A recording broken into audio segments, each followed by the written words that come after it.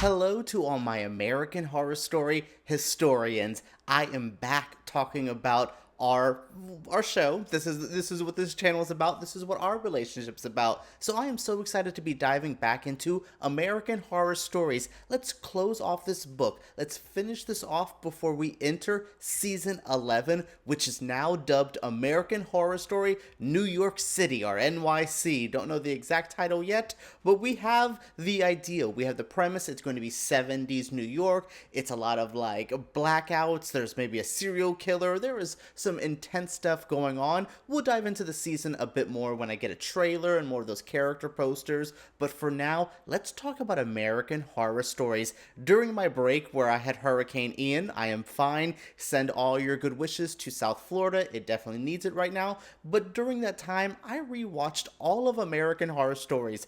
Don't know why I put myself through that, but I just had to. So now we're gonna rank every episode from worst to best. You are going to be shocked by some of my placements and also probably not so shocked. So enough of this intro. We have a lot of episodes to talk about, so let's get into ranking American Horror Stories right now.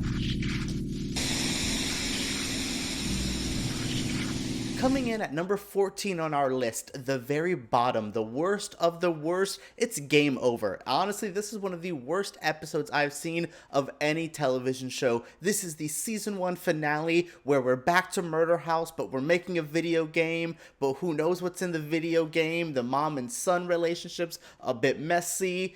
I hate this episode. This is truly like a god-awful episode of television. There's other episodes I'm gonna rank here, like the Rubber Woman one or the Drive-In episode from season 1. A lot of those I wasn't a big fan of, but I don't think they're like atrocities. I don't think they're like really that bad. Even when the acting gets bad, you can look past it. I'm looking at you, Bella Thorne. I'm looking at you, Kaya Gerber. So yeah, I can look past some stuff, but this episode was just a mess. The acting wasn't even that bad. It just had no idea what it wanted to do with its American Horror Story homages. It wanted to be part of the fandom and part of the continuity, but it wasn't at all. There's an episode at the very top of this list that we'll talk about that feels like a good homage, but this was not. Coming in at number 13, we have Rubber Woman Part 1 and Part 2. The season premiere of Season 1 of American Horror Stories kind of gets mushed together. Here, we're seeing like Scarlett kind of get into the house. She meets the girl of her dreams, well, of her nightmares.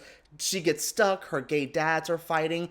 I did not like this episode. I truly thought this was the, oh my goodness, we're back to Murder House, which I'm a bit done with. I know people have their issues with Coven and how we keep referencing that. I don't have a problem with that, but going back to Murder House, going to something this dull, a boring rehash of season 1 of American Horror Story, I don't need that. I don't need to see bitchy gays move into a house and fight with their daughter, and their daughter falls in love with a murderer. It's a mess. And then this all kind of comes back in Game Over, which pisses me off again. I will deal with what happened with the girls, mostly in this episode, but then I think of Game Over, and then the burning of the house and all that. I'm like, I can't deal with this. All of this, everything to do with Murder House in season 1 is truly bottom of the list stuff. It's just not great. Moving away from season 1, at number 12 on my list is Lake, a bad episode. This was the season finale of season 2, and I had a lot of hype for this. It was a season finale of a pretty decent season. I think season 2 very much upgraded from the first one.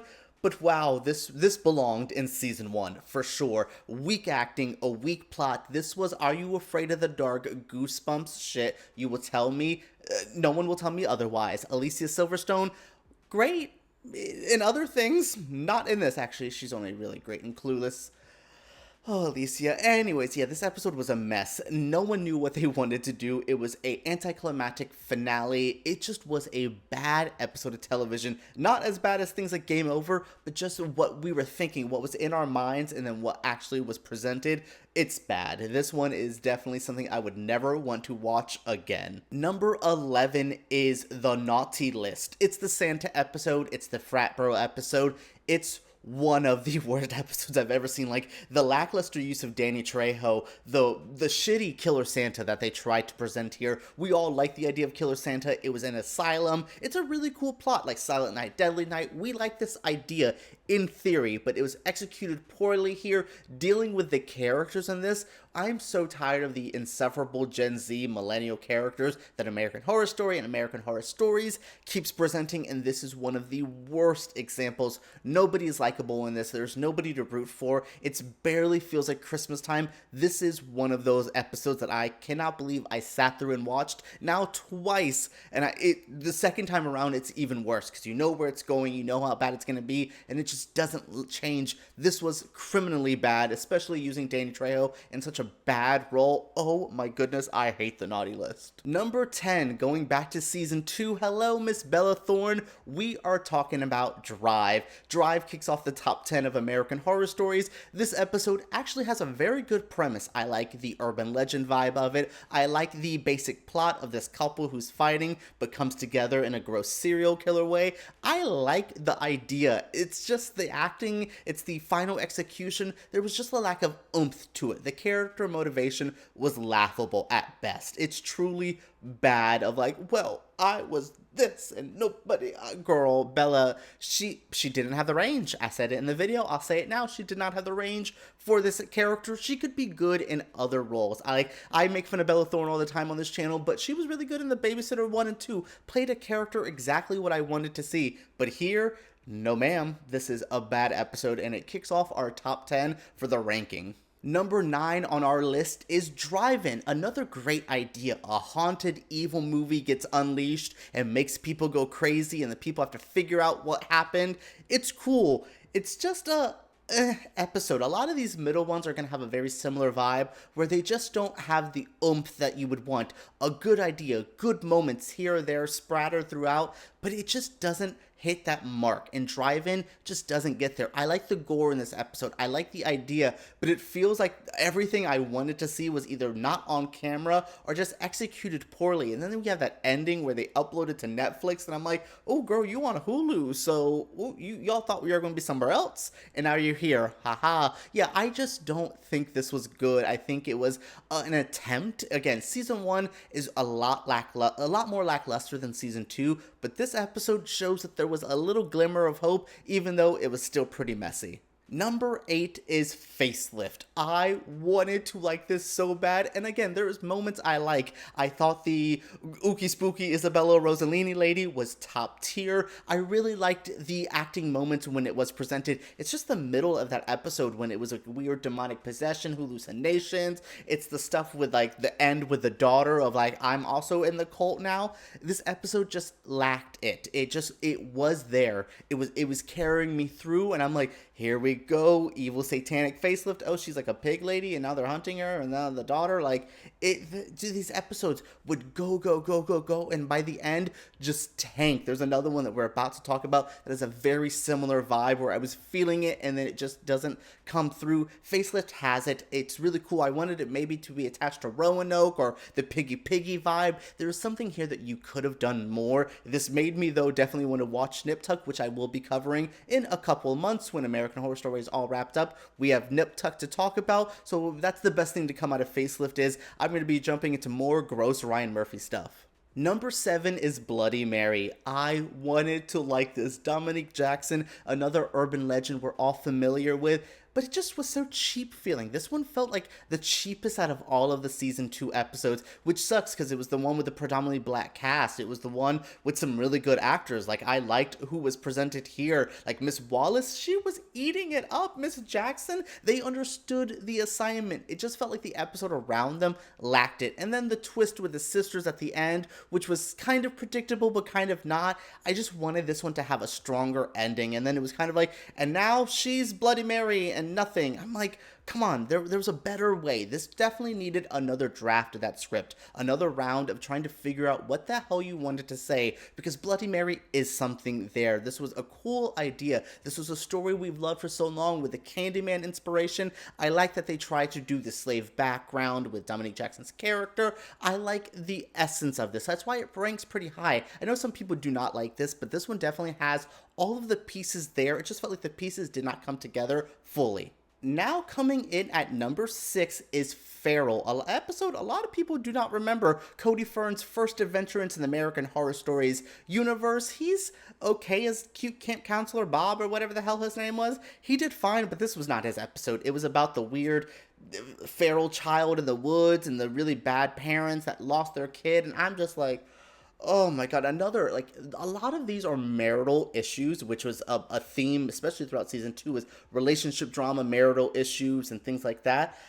This was just one of the worst cases of, like, they're good, but there was something here in Feral that I was having fun with. Maybe it's the fact that I like Wrong Turn or the wooded people vibe, but it was kind of scary, especially when they broke into the cabin at the end and started attacking everyone. I felt the fear, I felt the terror. This one ranks pretty high just because it's a well-executed episode. Even if I don't like the characters at the center, this still shows a lot of idea, a lot of elements presented here that are a bit more fine-tuned than some of the other ones. Kicking off the top 5, we are at the 5 now best episodes of American Horror Stories. For me, number 5 is Aura, basically the one with the doorbell and you could see the ghost. This was haunting. This was sad. Like, I don't know if it's just because Gabrielle Sidibe is just a hell of an actress, but I was just like, ooh, I'm invested. I wanted this to be as good as it was. This one really stuck with me for some reason. I don't know why. Maybe it's the ghost aspect when I'm living in my apartment and feels like things are ooky spooky here sometimes. This one really spoke to me. I thought the relationship drama, again, another relationship focused episode, was more intriguing. It got a little bit confusing with, well, why did he disintegrate? Was he a ghost? What's going on here? And then he's haunting her in the afterlife. Another more morose, like, ending to an episode. But yeah, I kind of like this one. This one really stood out to me. I think a lot of people were really surprised by Aura, especially with my reaction of being so positive, but this one really, like, stood the test of time for me. Like, thinking about all these episodes, ranking them, that's why it ranks so high. Season 2 is obviously better, and things like Aura are why. Number 4 is Ball. Do you remember this episode with Miss Billy Lord and the pregnancy and the evil pregnancy demon and the shady boyfriend and the gaslighting? I was so into this episode. I remember being like, wow, season 1 has potential. This was it. It was classic in so many ways. I love the demonic aspects of it. I think Billy Lord is one strong actress and she really carried this. I believe she was dealing with pregnancy right before or after this film, so I thought that was a very interesting kind of element to this. Motherhood is scary, and this episode shows what mothers can do, but also what happens when there's horrible men around them, and maybe sometimes you need to make a deal with the devil to feel good about everything. I like a lot of this. I thought this was one of the strongest episodes, if not the strongest episode out of season 1. There was a lot here in season 1 that was a mess. That's why it all ranks pretty low, but Ball shows that there was potential and why I stuck around for season 2. Number 3 is probably my most controversial ranking, but it's Necro. Sorry, I like this episode. It was scandalous, it was gross, it was like white people drama to the max, but I was into it. I don't know why. This one was sad, but gross, but weird, but it was an experience. I thought this one really stood out in season 2. It's another relationship drama, blah, blah, blah, but I liked it. I thought it was sad and kind of sick. I thought they could have took the Necro stuff in a different direction and could have made it even more shocking and more offensive, but what they did here was exactly the tone that they wanted to capture, and it was good. It made it digestible. You didn't scare off too many people. You gave me a story that was good. I think Madison Eisman was so good in this lead role. Again, someone who needs to be upgraded to the main cast of AHS. Like, I want to see her in season 12 if we make it that far. She's good. She has an energy. She's a horror scream queen. Give her more juicy material like you gave her in Necro. This one's good. This one is one I would highly recommend you rewatch. Now the top 2, you're probably doing the math and going, okay, so number 2 is going to be what? I have Milkmaids, another controversial pick. I know this episode is sick, disgusting, and gross, but I like that stuff. I'm a fan of extreme horror films. I like when you go for the shock value, and this one's definitely shock value, but I like the weird actual medical history of, like, milkmaids creating vaccines and the cowpox, and this is all happening while real life the gay community and most of the world is dealing with this weird monkeypox outbreak.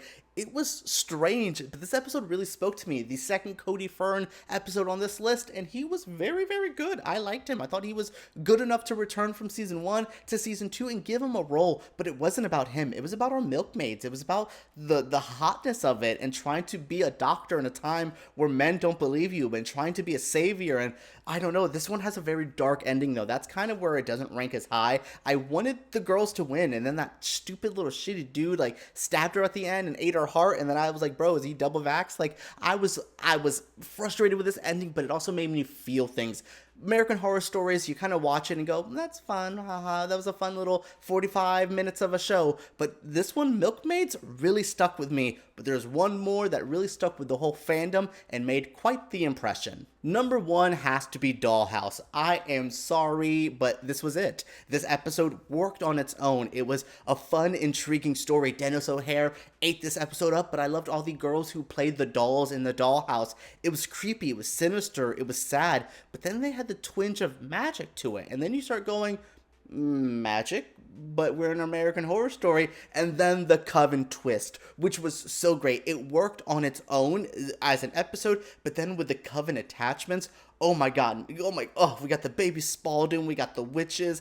I love this episode. I thought this was what I wanted from all of season 2. I think all of us kind of got set with this high bar for Dollhouse and then went, oh, none of them are going to be this good. Truly, like, honestly, if I'm going to rank these episodes, it's like Dollhouse at number 1, and then number 2. Like, I need a gap between 1 and 2. And I like Milkmaids. I like the other episodes I mentioned. But wow, Dollhouse 8. This was exactly what fans had been clamoring for. We wanted connections to the main universe, but we wanted classic horror stories. This was exactly that. Dollhouse will stand the test of time. Honestly, this is the best episode of American Horror Stories I've seen in a while. Loved it. This was why season 2 was as good as it was. Well, everyone, I have ranked every episode of American Horror Stories. If they decide to do a season 3, maybe I'll re-rank it. Maybe it just will all be so bad that I could just throw them at the top or at the bottom. Who knows? We shall see. But what did you think of my list? Do you agree with my ranking? What is your favorite episode of American Horror Stories? And what is your least favorite? Share your feelings down in the comments below. Subscribe to my channel because we have more American Horror Story